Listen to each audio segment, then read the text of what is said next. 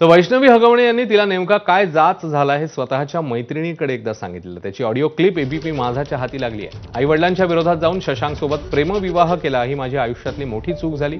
आता ही चूक सुधारण्यासाठी वडील माझी साथ देणार आहेत. मी लवकरच घटस्फोट घेणार आहे, असं वैष्णवीने मैत्रिणीला सांगितलेलं होतं. पण तत्पूर्वीच वैष्णवीने आत्महत्या केली.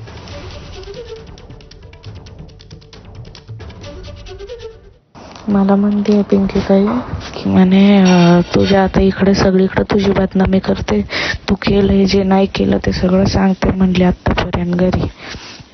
म्हणजे कुठे इकडे वाकडला म्हणे तुझ्या सगळ्या मैत्रिणींना सांगते की तू कसली घाणेरडी, एखाद्याच्या घराचं वाटोळ करते. माझ्या म्हणजे शशांक सोबत पण कधी लॉयल नव्हतीस तू, असं तसं म्हणे तू फालतू आहे, तू घाणेरडी आहे. आणि घाण शिव्या द्यायला लागली. पप्पांना काही पण बोलायला लागली, मम्मीला काही पण बोलायला लागली. नुसतं अगं लय गं काय सांगू तुला. मगाशी पप्पा आणि मम्मी बसले होते म्हणून मला काही बोलता आलं नाही तुझ्याशी.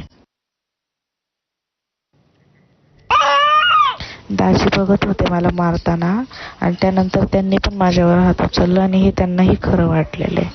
त्यामुळे मी ठरवलंय की मी डिवोर्स देणार आहे त्या माणसाला. आणि मी सांगितलंय पप्पांना पण. पप्पा म्हणले आपण करू ह्याच्यावर विचार म्हणून आपण ते आल्यावर.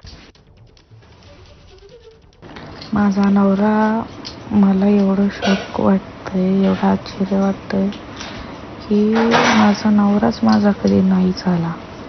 या गोष्टीचं जास्ती वाईट वाटतंय. सासू सासरे काय ते तसेच वागतात, असं पण त्यांचं कामच असतं असलं वागणं. पण ज्याच्यामुळे मी त्या घरात गेले ना, लय चुकले माझं. मी सगळ्यांना विरोध करून लग्न केलं ना, तिथं चूक झाली माझी. सगळं बोलण्याच्या समजण्याच्या पलीकडं गेल्या. अगं तुला ही छोटी गोष्ट वाटते का गं? हे ना मीही माझ्या आयुष्यात कधी इमॅजिन पण नव्हतं केलं. आणि ती इतकी घाण बोलली आहे ना, मला शिव्या शाप दिले का अक्षरशः त्या माणसांनी. मी विचारच नाही करू शकत तिथं पोहोचण्याचा.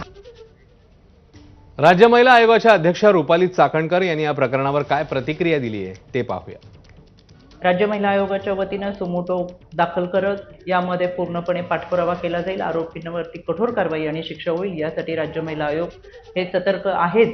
पण त्याचबरोबर हुंडासाठी कोणाचा बळी जाऊ नये याच्यासाठी आपण सगळ्यांनी एकत्र येत खऱ्या अर्थानं भारतरत्न डॉक्टर बाबासाहेब आंबेडकरांनी तुम्हाला आणि मला संविधान दिलंय, घटना दिलंय, तर यासाठीच की माणूस म्हणून आपल्याला जगता आलं पाहिजे. म्हणून या संविधानाच्या माध्यमातून, कायद्याच्या माध्यमातून माणूस म्हणून जगण्याचा प्रयत्न आपण सगळेजण करूया.